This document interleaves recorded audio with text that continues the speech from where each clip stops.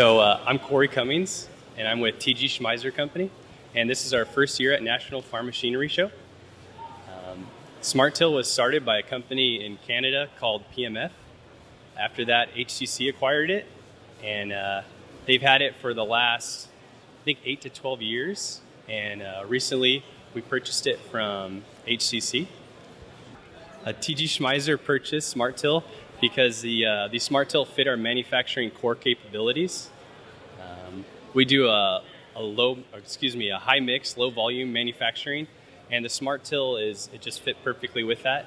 It also helps us expand eastward or to the Midwest, and that's one of the main reasons why we purchased the SmartTill.